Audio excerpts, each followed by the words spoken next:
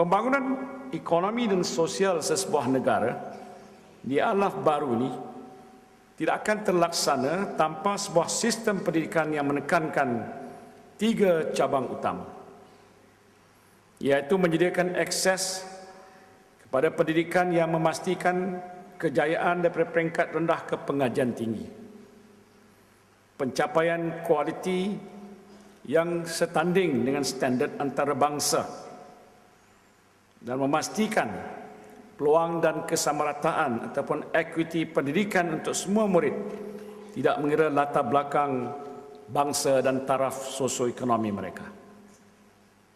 Sekolah merupakan wadah yang penting bagi pengetua dan guru besar menggilap etos kecemerlangan di kalangan guru, staf dan murid melalui kepimpinan profesional dan pengurusan yang mantap.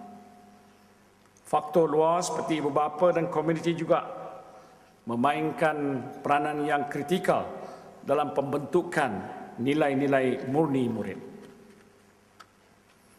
Transformasi pendidikan seharusnya memberikan impak yang besar kepada kemenjadian murid. Transformasi pendidikan yang diimpikan bukanlah sekadar menampil tampal dan membaik pulih model pendidikan, tetapi memerlukan lonjakan besar ataupun perubahan yang total. Adakah wajar untuk kita kekalkan sistem ini untuk melalui masa depan yang mencabar? Umpama sebuah kereta lama yang dicat baru, nampak cantik di luar, tapi enjinnya tetap enjin yang lama. Mungkinkah kita perlu kereta yang baru, teknologi enjin yang baru, yang lebih laju dan juga yang menjimatkan tenaga? Untuk melakukan transformasi sebesar ini bukanlah satu perkara yang mudah dan boleh dibuat dalam tempoh masa yang singkat. Harus ditekankan di sini bahawa perjalanan transformasi pendidikan yang telah dilalui oleh negara-negara maju lain telah mewajibkan perubahan mindah, pengorbanan dan komitmen yang tidak berbelah bagi di semua peringkat penggubal dasar dan pelaksana.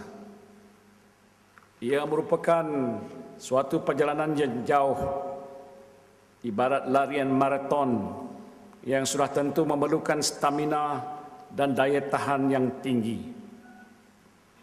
Namun saya percaya dengan hati yang ikhlas, kita akan dapat bersama-sama menempuh onak dan duri bagi meletakkan taraf pendidikan dan status profesion keguruan di persada yang tertinggi. Inilah yang perlu kita fikirkan bersama. Dalam usaha ke arah transformasi pendidikan, Kementerian Pelajaran Malaysia sedang menyediakan laporan hala tuju pendidikan negara berdasarkan kepada laporan penilaian sistem pendidikan negara yang akan dihasilkan. 9 bidang keutamaan telah pun dikenal pasti dan akan dibincang serta dibahas dalam beberapa siri dialog nasional pendidikan negara yang bermula pada hari ini.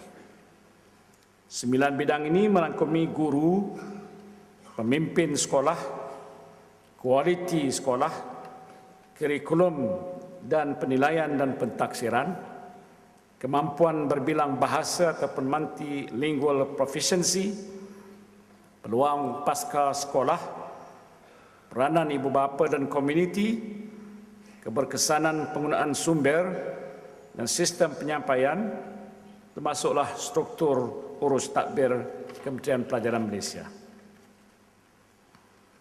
Saya merasakan kehadiran saudara-saudara sekalian di sini adalah amat penting.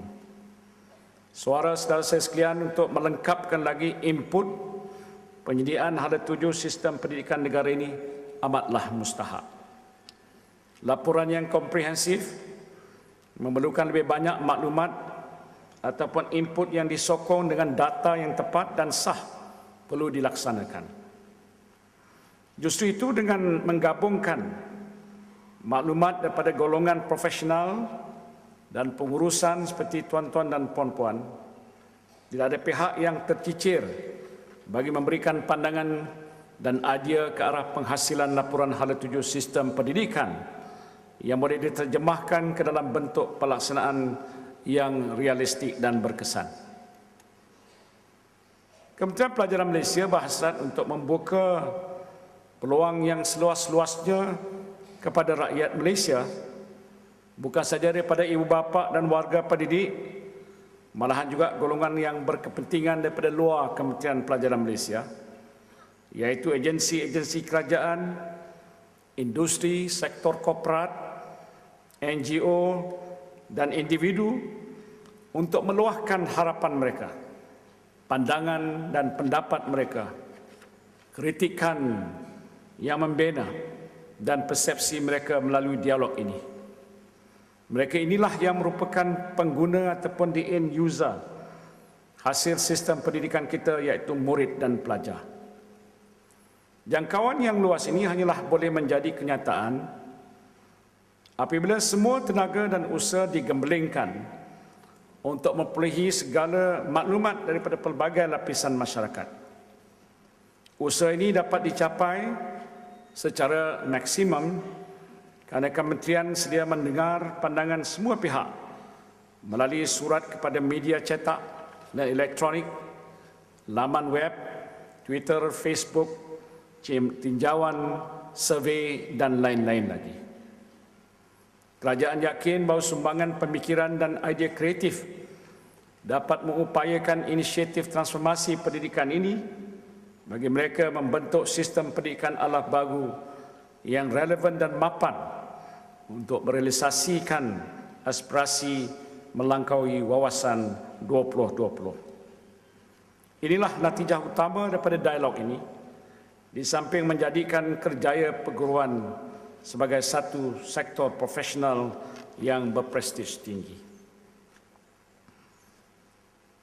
Di akhir ucapan saya ini, saya ingin mengambil kesempatan sini untuk mengumumkan tambahan 5 ahli baru pada panel penilai bebas sistem pendidikan kebangsaan, iaitu yang pertama ialah yang berbahagia Profesor Tan Sri Kamal Hassan, keduanya yang berbahagia Datuk Dr. Adi Badiuzzaman Tuah yang dicadangkan oleh Kerajaan Negeri Sarawak, yang berbahagia Profesor Datuk Chua Hian Tiek, yang keempatnya ialah berbahagia Profesor Madya Dr. N. Rajendran, dan yang berbahagia Dr. Abdul Kadir Ruslin yang dicadangkan daripada pihak Kerajaan Negeri Sabah.